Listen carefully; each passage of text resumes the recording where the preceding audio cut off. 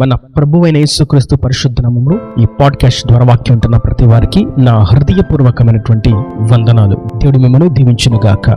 సామెతల గ్రంథం 24వ అధ్యాయము 6వ వచనం, వివేకము గల నాయకుడవై యుద్ధము చేయుము. చదివినటువంటి వాక్య భాగంలో మనము వివేకము కలిగిన వారంగా యుద్ధము చేయాలని వాక్యము తటగా సెలవిస్తున్నది. అసలు మనకు యుద్ధముతో నిమిత్తం ఏమిటి? మనకు యుద్ధాలతో అవసరం ఏమున్నది? మనం సమాధానాన్ని కదా కోరుకుంటూ ఉన్నాం. యుద్ధాలు చేయుట మన వంతు కాదు కదా అని మనం ఆలోచించినట్లయితే యోబు గ్రంథం 7వ అధ్యాయం 1వ వచనంలో మనం ఒక అమూల్యమైన ప్రాథమికమైనటువంటి విషయాన్ని గమనిస్తాం. క్రైస్తవులు అని పిలువబడుతున్న, క్రీస్తును అంగీకరించిన, క్రీస్తు రక్తంలో కడగబడి జీవ మార్గంలో ఇరుకు ద్వారమున ప్రవేశించిన వారికి ఉండేటువంటి ప్రాథమికమైనటువంటి అనుభవం ఏదనగా, భూమి మీద నరుల కాలము యుద్ధ కాలము కాదా? అవును, భూమి మీద నరుని యొక్క కాలము యుద్ధ కాలము అని వాక్యము తేటగా సెలవిస్తుంది. ఎటువంటి యుద్ధము ఇది అని చూసినట్లయితే భౌతికముగా కనిపించేటువంటి యుద్ధం కాదు. ఇది స్పిరిచువల్ ర్యామ్, ఆత్మ సంబంధమైనటువంటి యుద్ధం. ఈ యుద్ధం కంటికి కనిపించేటువంటి మనిషితో కాదు. అందుకే ఎఫెసీయులకు రాసినటువంటి పత్రికలో మనం విషయాన్ని చూస్తాం. ఎఫెసీయులకు రాసినటువంటి పత్రిక 6వ అధ్యాయము 12వ వచనం, ఏలయనగా మనము పోరాడునది శరీరులతో కాదు, కానీ ప్రధానులతోనూ అధికారులతోనూ ప్రస్తుత అంధకార సంబంధులకు లోక నాదులతోనూ ఆకాశ మండలమందున్న దురాత్మల సమూహముతోనూ పోరాడుచున్నాము. ఈ యుద్ధం ప్రస్తుత కాలం ఉన్నటువంటి ప్రధానులతోనూ అధికారులతోనూ అంధకార సంబంధులకు లోకనాథులతోనూ మనం చేస్తూ ఉన్నాము. ఈ యుద్ధం సాధారణమైనటువంటి కుడి ఎడమలకు వ్యత్యాసము తెలియనటువంటి నరులతో కాదు, ఇది అధికారులతో, క్రైస్తవులకు విరోధంగా రూపించబడుతున్నటువంటి ఆయుధాలతో, ఒక కులానికి, ఒక జాతికి, ఒక మతానికి, ఒక దేశానికి, ఒక రాజ్యాంగానికి, ఒక రాజ్యానికి క్రీస్తును ఆపాదిస్తూ చేసేటువంటి ఉన్మాదముతోనూ అధికారులతోనూ మనం యుద్ధము చేస్తూ ఉన్నాం. ఇది శరీర సంబంధమైనటువంటి ఆయుధములతో చేసేటువంటి యుద్ధము కాదు, ప్రార్థనలో చేసేటువంటి యుద్ధం, ఉపవాసములతో చేసేటువంటి యుద్ధం, అపవాది తంత్రములను ఎరిగి వాడిని ఓడించేటువంటి విధంగా చేసేటువంటి యుద్ధం. మరియు ఆకాశ మండలమందున్నటువంటి దురాత్మల సమూహము అని మనం చూసినప్పుడు అపవాది యొక్క సైన్య సమూహము, చీకటి శక్తులతోనూ సాతాను తంత్రాలతోనూ మనం యుద్ధము చేస్తూ ఉన్నాం. ఈ యుద్ధములో మనం నిలవాలి అని అన్నప్పుడు సాధారణంగా యుద్ధము చేస్తే గెలిచేటువంటి అవకాశం లేదు. అందుకే వాక్యము సెలవిస్తున్నది నేటి దినాన, వివేకము గల నాయకునిగా యుద్ధము చేయము అని. మనం యుద్ధము చేసేటప్పుడు మనకు కావాల్సినది వివేకము.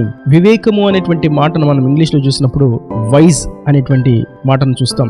వివేకము అనేటువంటి మాటను మరొక పర్యాయార్థంలో మనం చూసినట్లయితే అర్థము చేసుకునుట, గుర్తించుట, గమనించుట, ఎరిగి ఉండుట, దానిని గూర్చి ముందే ప్రణాళిక కలిగి ఉండుట, ఆ శత్రువు యొక్క తంత్రములను ఎరిగి ఉండుట అని. అందుకే కొరింథీయులకు రాసినటువంటి 2వ పత్రిక 2వ అధ్యాయం 11వ వచనంలో చూస్తాం, సాతాను తంత్రాలను మనం ఎరుగని వారము కాదు. ఇలా ఎరుగకుండా ఉండేటువంటి అనుభవం ఒకవేళ ఉన్నట్లయితే అది వివేకం లేనటువంటి యుద్ధం. సులువుగా ఓడిపోతూ మాటిమాటికి అపవాది యొక్క బంధకాల్లో బంధించబడుతూ మాటిమాటికి వాడి చేత వాడి సంఖ్యలలో చిక్కుకుంటూ వాడి భారాన్ని మోస్తూ పాపములో కొట్టుకుని పోయేటువంటి, మరలు గొల్పబడేటువంటి, నరకానికి వెళ్ళేటువంటి త్రోవలు వెళ్ళేటువంటి అనుభవం. అయితే క్రీస్తును అంగీకరించినటువంటి వారు, దేవుని సంకల్పంలో ఉన్నవారు నిశ్చయముగా వివేకముతో యుద్ధము చేయవలసిన వారై ఉన్నారు. నేను వాక్యం ఉంటున్నటువంటి నా ప్రియ సహోదరులారా, యుద్ధము అనేటువంటి మాటను మనం చూసినప్పుడు మనం ఇంకొంచెం లోతుగా వెళ్ళినట్లయితే మన ఇంట్లో మనకు దేవుని నుండి ఏది దూరం చేస్తుందో దానితోనే మన యుద్ధం. దేవుని సన్నిధికి దూరం చేసేటువంటి ఉద్యోగంతో మన యుద్ధం, దేవుని సమయాన్ని దొంగిలించేటువంటి టెలివిజన్స్ తో మన యుద్ధం, దేవుని గూర్చి ధ్యాస లేకుండా చేసేటువంటి ఇంటర్నెట్ తో మన యుద్ధం, సోషల్ మీడియాతో మన యుద్ధం, దేవుని కొరకు ప్రయాసపడినటువంటి మన శరీరంతో మన యుద్ధం, దేవుని వాక్యాన్ని ధ్యానించినటువంటి విపరీతమైనటువంటి పనులతో మన యుద్ధం, దేవుని మందిరానికి రాకుండా ఆటంకపరిచేటువంటి లోక కార్యకలాపాలతో మన యుద్ధం. ఈ యుద్ధాలు మనము చేయాలి అని అన్నప్పుడు ఈ మనసుతో, ఈ జ్ఞానముతో, ఈ ప్రార్థనతో మనం ముందుకు సాగి చేయలేము అనేటువంటి సంగతి వాస్తవం. అందుకే వాక్యం మనకు తటగా సెలవిస్తున్నది ఏదనగా, మన యుద్ధం వివేకముతో కూడినదై ఉండాలి. వివేకము లేకుండా యుద్ధము చేసినట్లయితే సులువుగా పడిపోయేటువంటి అవకాశం ఉన్నది, సులువుగా ఓడిపోయేటువంటి అవకాశం ఉన్నది. వివేకం ఉన్నట్లయితే తంత్రములను ఎరిగి ఉన్నట్లయితే అపవాదిని మనం జయించగలుగుతాం, ఓడించగలుగుతాం. అయితే ఈ వివేకం మనకు ఏ విధంగా లభిస్తుంది? ఈ వివేకం మనం పొందుకోదలిచిన ఎడల మనం ఏమి చేయాలి అని చూసినట్లయితే వాక్యము సెలవిస్తుంది, మనము పరిశుద్ధాత్మతో నింపబడినప్పుడు, దేవుని యొక్క ఆత్మను మనం పొందుకునేటప్పుడు, దేవుని యొక్క ఆత్మ నడిపింపులోకి మనం అడుగు వేసినప్పుడు ఆయన యొక్క శక్తి, ఆయన యొక్క ఆత్మ నడిపింపు, వివేకాత్మ, ఆదరణకర్త, సర్వసత్యమును నడిపించేటువంటి సర్వోన్నతుడు పరిశుద్ధాత్ముడు మనలో ఉండి, మన పక్షమును ఉండి, మనకు వివేకమునిచ్చి శత్రువు యొక్క తంత్రమును మనకు తెలియచేస్తూ వాటిని ఓడించేటువంటి ఆలోచన మనకు ఇస్తూ మనల్ని గెలిపిస్తూ ఉంటాడు. ఇది వివేకముతో చేసేటువంటి యుద్ధం. మందిరానికి వెళ్లాల్సినటువంటి సమయంలో మనకు ఉద్యోగ నిమిత్తమో, వ్యాపారం నిమిత్తమో, బంధువుల యొక్క శుభకార్యాల నిమిత్తము వెళ్ళవలసి వస్తే అక్కడ యుద్ధము చేయడానికి ప్రభు ముందే మనల్ని సిద్ధపరుస్తాడు ఆయన పరిశుద్ధాత్మ శక్తి చేత. నీకు ముఖ్యమైనది దేవుని యొక్క సహవాసము, నీకు ముఖ్యమైనది దేవునితో సమాధానము, నీకు ముఖ్యమైనది దేవుని ఆరాధించటాన్ని పరిశుద్ధాత్మను మనకు ముందే బోధించి అటువంటి యుద్ధములు వచ్చినప్పుడు వాటిని జయించేటువంటి శక్తిని మనకు అనుగ్రహిస్తాడు. మనలను పడవేయడానికి, మనలను మాటలతో పాపములో పడవేయడానికి ఉన్మాదకరమైనటువంటి పనులు చేస్తూ, మాటలను మాట్లాడుతూ మనలో ఉన్నటువంటి కోపమును రేపునట్లుగా అపవాది అంధకార సంబంధమైనటువంటి శక్తులతోనూ లోకనాదులతోనూ దిగి వచ్చినప్పుడు పరిశుద్ధాత్ముడు మనలో ఉండి వివేకమును కలుగు చేస్తాడు. ఇటువంటి సందర్భంలో నువ్వు మౌనంగా ఉండాలి. ఇటువంటి సందర్భంలో నువ్వు ప్రార్థించాలి. ఇటువంటి సందర్భంలో వారిని క్షమించాలి. ఇటువంటి సందర్భంలో వారికి మేలు చేయాలి.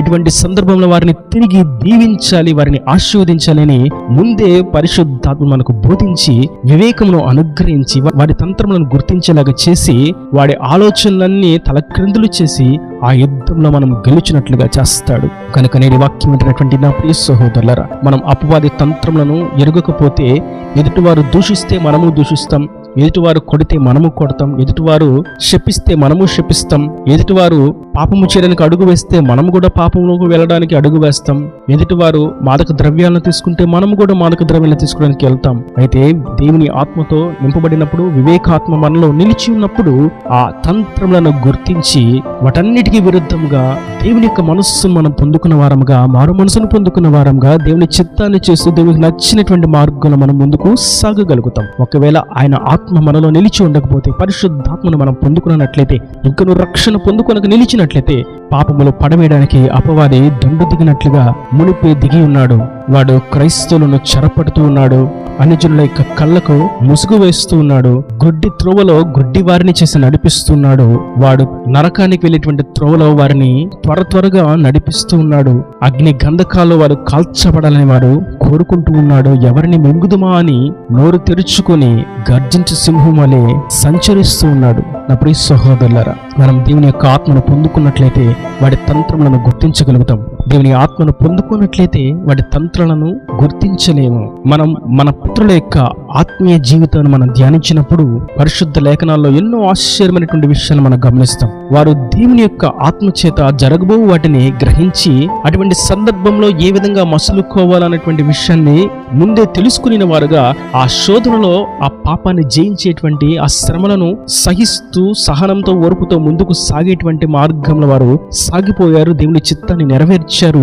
యుద్ధంలో జయాన్ని చూశారు. వివేకవంతమైనటువంటి యుద్ధాన్ని చేసి వివేకముతో ముందుకు అడుగు వేస్తూ వివేకాత్మతో వారు విజయోత్సవంతో ఊరేగింపబడ్డారు. అందుకే పౌలు కూడా అంటాడు, విజయోత్సవంతో మమ్మల్ని ఊరేగించున్నటువంటి ప్రభువు మాకు ఉన్నాడు అని. అవును, మనము కూడా ఆ శక్తిని కలిగి ఉన్నాం. మనం కూడా ఆ పరిశుద్ధాత్మని పొందుకుని ఉన్నాం. మనము కూడా ఆయన రక్తంలోని కడగబడి ఉన్నాం. మనము కూడా ఆయన నడిపిస్తున్నటువంటి ఆ సర్వోన్నతమైనటువంటి మార్గంలో ముందుకు సాగిపోతూ ఉండగా మనం వివేకవంతమైనటువంటి యుద్ధమును చేస్తూ ఈ లోకంలో ఉండేటువంటి పాపాలను జయించుదాం. అది నోటి చేత గాని, చూపుల చేత గాని, తలంపుల చేతయే గాని, క్రియల చేతయే గాని, వస్తువుల చేతయే గాని, పరికరాలతోనే గాని ఎక్కడ కూడా మనం పాపంలో పడక ప్రతి విషయంలో పరిశుద్ధతను వాంఛిస్తూ పవిత్రతను కోరుకుంటూ దేవుడు కను దృష్టి మన మీద ఉన్నది, ఆయన దృష్టికి మన పాపం మరుగై ఉండలేదు అనేటువంటి స్థితిని గుర్తించిన వారంగా పరిశుద్ధతో ముందుకు సాగిపోతూ వివేకముతో మనం పాపముతో యుద్ధము చేస్తూ అపవాదిని జయిస్తూ మన పాదాల క్రింద శీఘ్రంగా త్రొక్కింప చేయగలిగినటువంటి పరిశుద్ధాత్మ శక్తిని పొందుకున్న వారంగా ముందుకు సాగిపోదాం. దేవుడి రాజ్యానికి వారసులుగా మార్చబడదాం. ఈయన దేవుని మాటల ప్రతివాని హృదయంలో నీరు కట్టి ఫలింపు చేయను గాక. ఆమేన్. God bless you. తలల వంచి కన్నులు మూసినట్లయితే మీ కొరకు చిన్న ప్రార్థన. ప్రేమ స్వరూపి కరుణ కటాక్షం గల తండ్రి, నా ప్రభు ఈ వాక్యాన్ని ప్రతి వారిని మీరు నిండాలకు దీవించండి, ఆశీర్వదించండి. వివేకము గల నాయకుడివై యుద్ధము చేయమని మీరు సెలవిస్తున్నారు నా తండ్రి. మేము వివేకముతో యుద్ధము చేయాలని, లేకపోతే ఈ యుద్ధంలో ఓడిపోవలసి వస్తుందని, పరిశుద్ధాత్మ చేతనే వివేకం కలుగుతుందని, పరిశుద్ధాత్మ చేతనే అపవాది తంత్రాలను గుర్తించగలుగుతామని మీరు సెలవించండి. వాక్యాన్ని ప్రతి వారు అట్టి విధంగా వివేకంతో యుద్ధం చేయడం కృప దయచేసి వారి ప్రతి అవసరం కరుణని మహిమను తీర్చి నీ రాకడ రాజ్యాన్ని సిద్ధపరచమని యేసు పరిశుద్ధ నామమున ప్రార్థించి వేడుకుంటున్నాను తండ్రి. ఆమేన్, ఆమేన్.